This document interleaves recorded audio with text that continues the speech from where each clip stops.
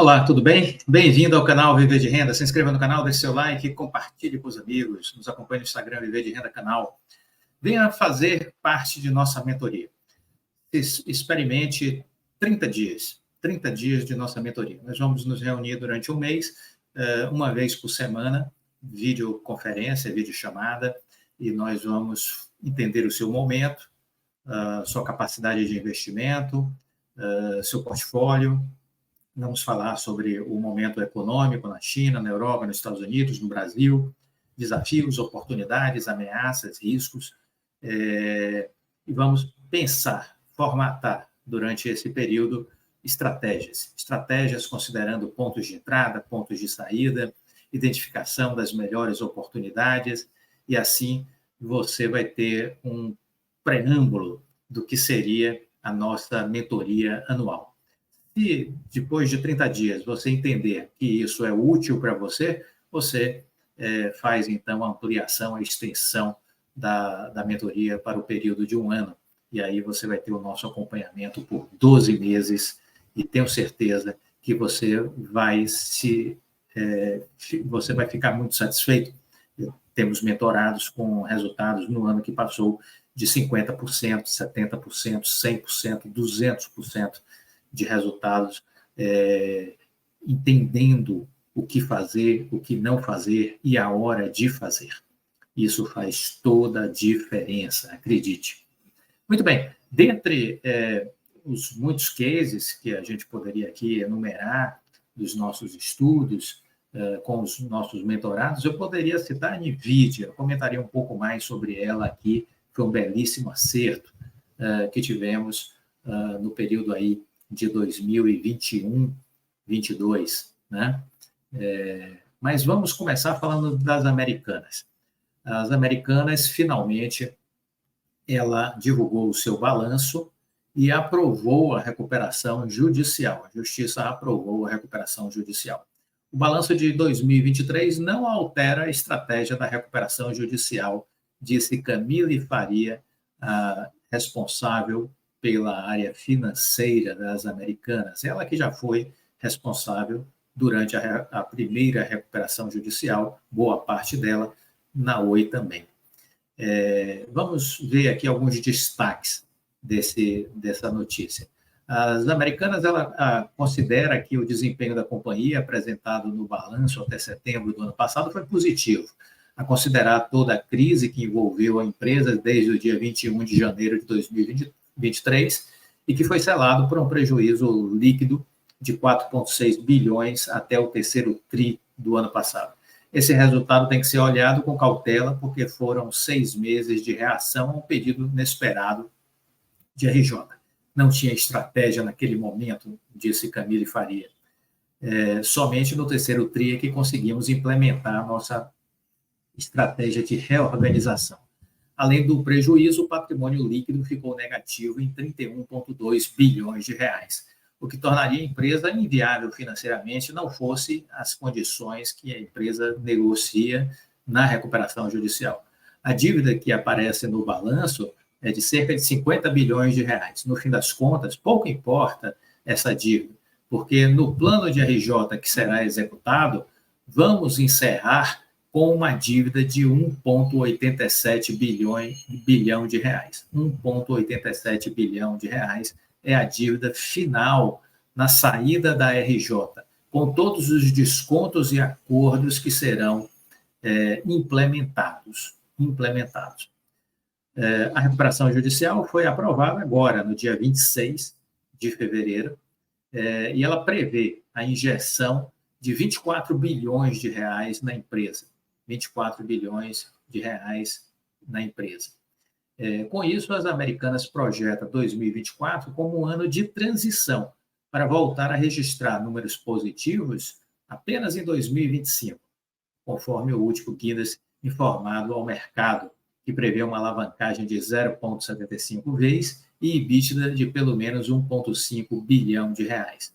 Entre outros objetivos, a Americana assumiu o compromisso de até 24 meses realizar processos competitivos para a venda da Único, dona da Imaginarium, e da Hortifruti Natural da Terra, embora Camille reforce que não há pressa para fechar qualquer negócio. Nós paralisamos a sondagem porque julgamos que não era o momento oportuno. Temos esses 24 meses para conduzir os processos, mas não somos obrigados a vender a qualquer preço. É preciso ter um preço justo. Né? Hoje estamos mais focados em colocar em prática a nossa estratégia de reorganização. Outro foco da gestão é reduzir ainda mais os custos operacionais da empresa, com uma queda de apenas 7,5% até o fim do terceiro TRI. Camille disse que uma parte dos cortes ainda não pode ser vista por conta das despesas não recorrentes, como rescisões de contratos de funcionários, lojas e centros de distribuição. Número que deverá ser visto com maior clareza no balanço do quarto TRI. Para 2024, a CFO disse que não há uma decisão tomada para redução de lojas ou cortes de funcionários, mas que seguirá avaliando oportunidades para capturar maior eficiência. Por fim, Camille Faria destacou que, apesar dos desafios de reorganização, a empresa conseguirá incrementar em mais 10 pontos sua margem bruta em uma estratégia que priorizou produtos mais rentáveis nas lojas físicas, que foi a vertical do negócio que menos sofreu com a fraude contábil. Bom, está aí a notícias sobre as americanas. Clóvis, o que você acha que vai acontecer com as americanas? Em primeiro lugar, o Jorge Paulo Lema e os seus sócios, o Beto Sicupira e o Marcel Teles, vão tentar provar de forma inequívoca a inocência deles. Esse é o primeiro ponto. Segundo ponto, a empresa vai sair da recuperação judicial. Vai sair da recuperação judicial e vai iniciar um processo de recuperação. E aí eu imagino que 3 anos, de 3 a 5 anos após a saída da empresa da recuperação judicial, eles vão vender o negócio. Então, esse é o meu horizonte de tempo.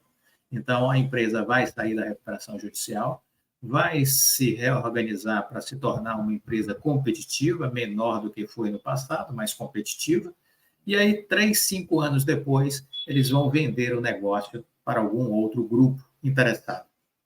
Teríamos aí, internacionalmente, as chinesas, coreanas, e teríamos o Mercado Livre como potenciais interessados em adquirir as americanas que restar pós recuperação judicial.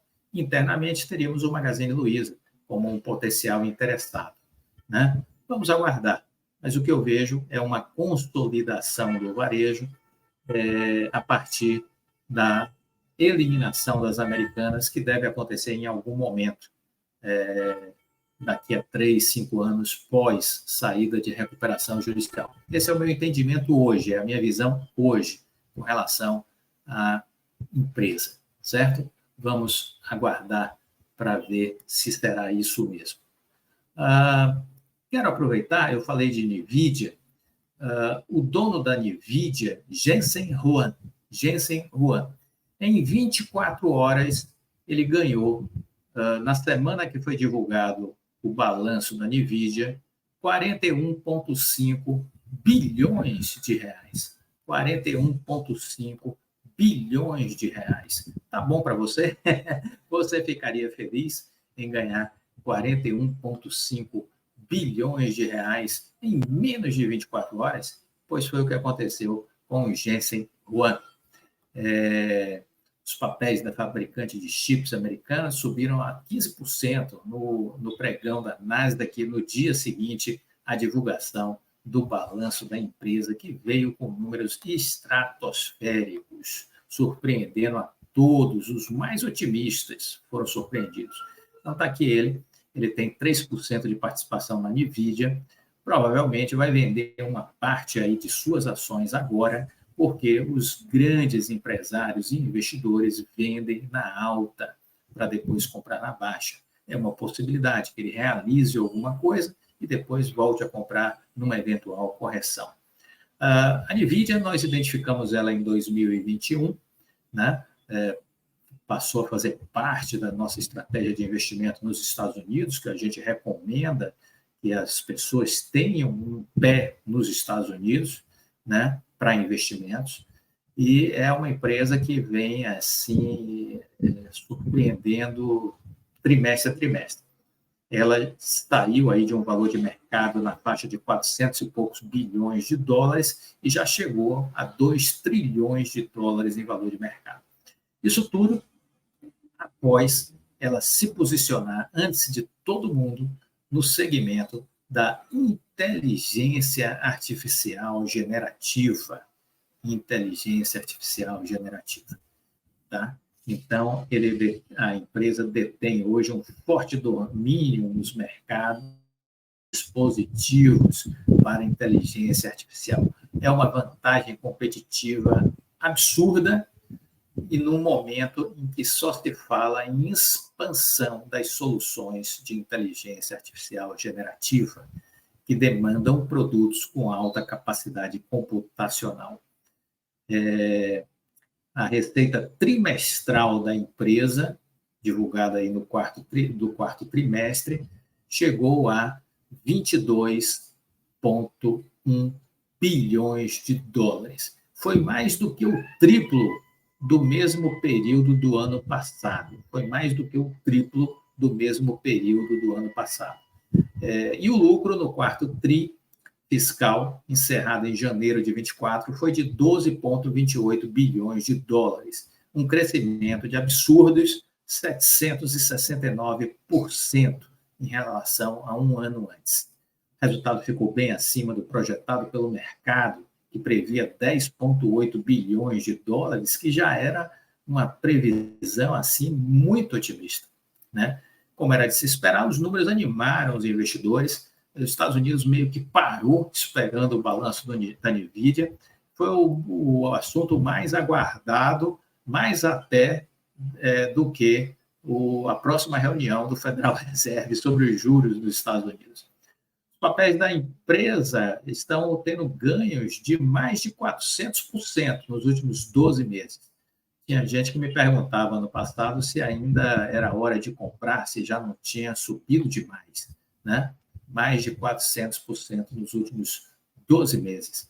E os papéis já estão negociados a mais de 780 dólares. A mais de 780 dólares.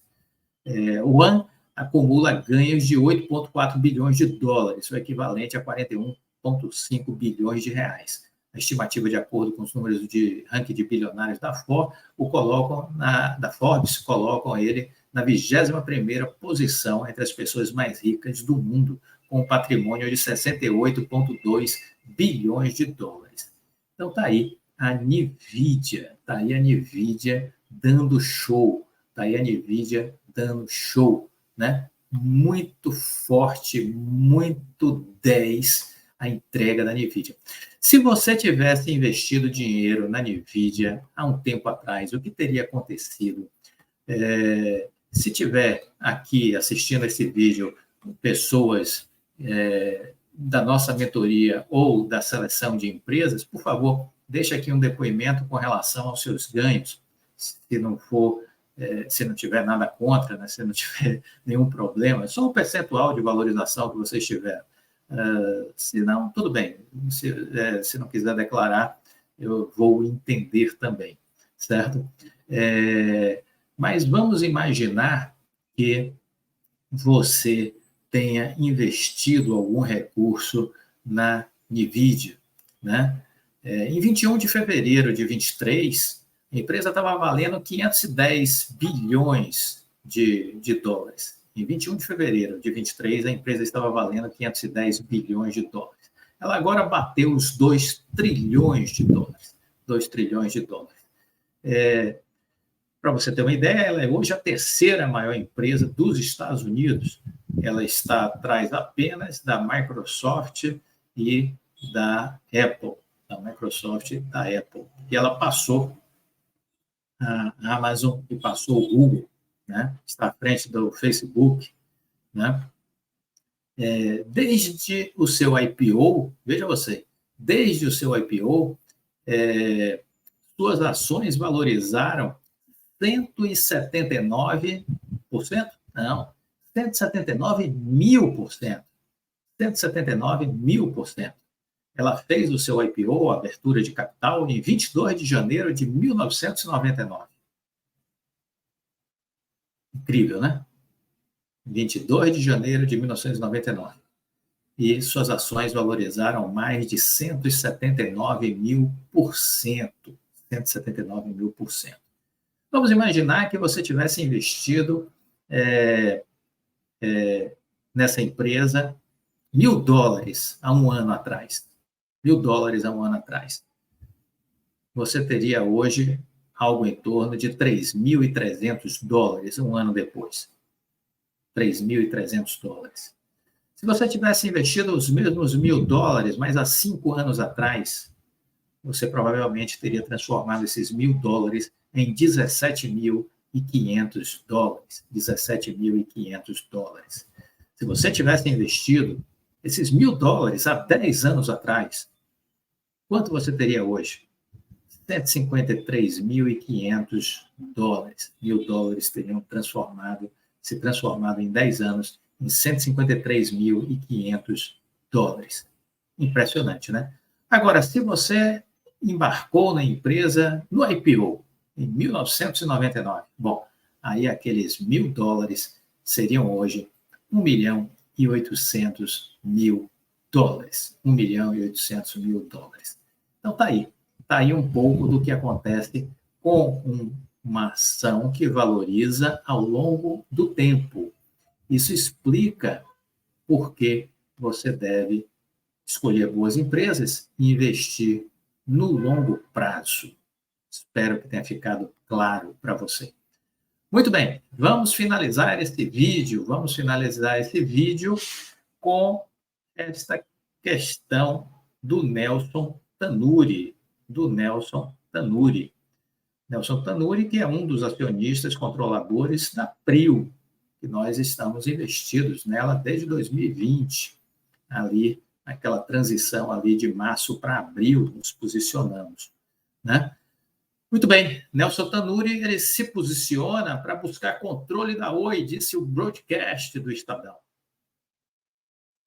O fundo de investimentos já teria uma participação relevante de 5,14% na Oi, diz o broadcast. E, segundo o Estadão, o empresário Nelson Tanure é, de fato, o novo acionista que vem movimentando as ações da Oi. O objetivo do investimento, segundo fontes, é atingir uma participação acionária relevante, apontar membros para o Conselho de Administração e negociar com credores o plano de recuperação judicial. Ou seja, é fazer o que o Vitor Adler tentou há um tempo atrás. Lembra disso, que o Vitor Adler tentou fazer isso há um tempo atrás? Pois bem, o nosso Tanure estaria disposto a tentar fazer isso. Trata-se, segundo o broadcast, de uma jogada arriscada, uma vez que a Tele tem Assembleia de Credores agora, dia 5 de março, em primeira convocação, e dia 12 de março, em segunda. A estratégia pode envolver derrubar essa Assembleia e buscar uma nova data que dê mais tempo para Tanure se articular. Os papéis da Tele tiveram agora uma recente desvalorização após ter subido cerca de 129%. Ao assumir o controle da Oi, outro foco de Tanure é se engajar na negociação com a Anatel, que inclusive pediu suspensão dessa Assembleia de dia 5 de março, mas a juíza não concordou e disse, olha, vida que segue, não me perturbe. Desde o ano passado, o Oi e a Anatel e mais o TCU formaram aí uma tentativa de buscar uma solução consensual para alguns problemas. E, para isso, a Oi suspendeu a arbitragem para tentar essa solução consensual. O que é que se busca entre TCU, Anatel e Oi? Fazer a migração da concessão para autorização, e, ao mesmo tempo, da parte da Oi, ela espera não ter nada a pagar para a Anatel. Essa é a expectativa da Oi. Essa solução consensual será possível? Acho difícil. Pelo menos com essa atual gestão da Oi, com esse atual conselho da Oi. Muito difícil que a Anatel concorde, entendeu? Então, o Tanure quer ocupar território, destituir o atual conselho, eleger um novo conselho, negociar com os credores sobre novas bases. Vamos lembrar que o que o Rodrigo Abreu quer com este plano de recuperação judicial. Ele quer vender a Oi Fibra em duas empresas, a Oi Fibra 1 e a Oi Fibra 2. Ele quer vender também a participação da Vital. Ou seja, não vai sobrar praticamente nada. A Oi vai ficar apenas com a Oi Soluções e Deus é que sabe se também não será vendida, né? Porque a autorização também para vender a Oi Soluções ele vai conseguir. Se vender tudo, resta o que a Oi? Passivos, né? Não com os credores, porque os credores receberiam esse dinheiro referente a essas vendas da Oi Fibra, da Vital, né?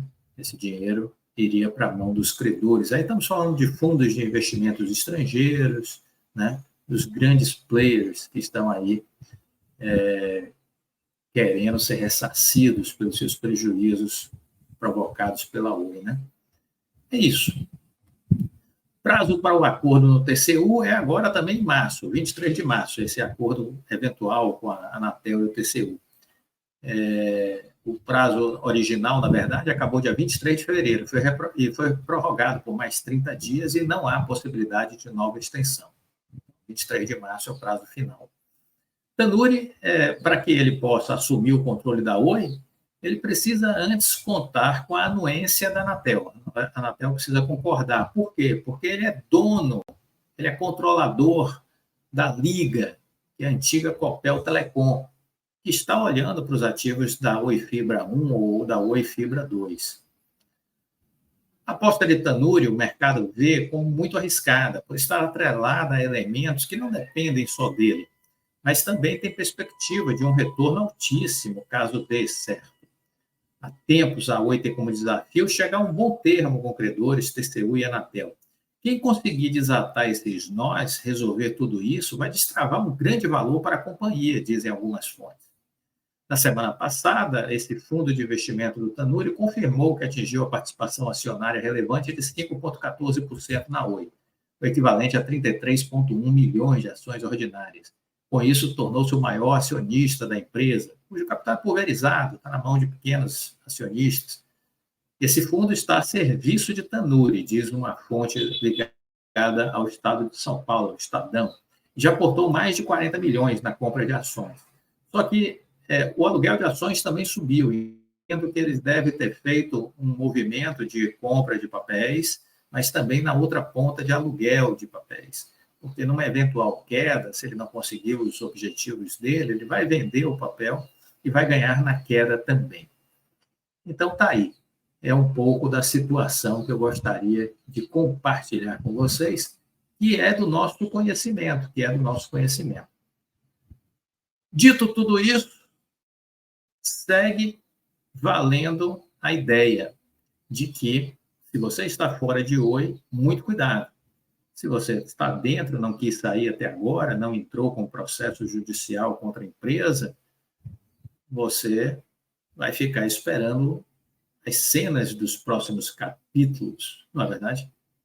Mas eu não estou muito animado até aqui com essa movimentação do Nelson Tanuri, né? É uma aposta de risco, mas que ele já deve estar devidamente calçado, tanto para ganhar de um modo ou de outro. Porque uma coisa que ele não é besta. Se você gostou desse vídeo, deixe o seu like, compartilhe com os amigos, fique com Deus e até a próxima. Tchau!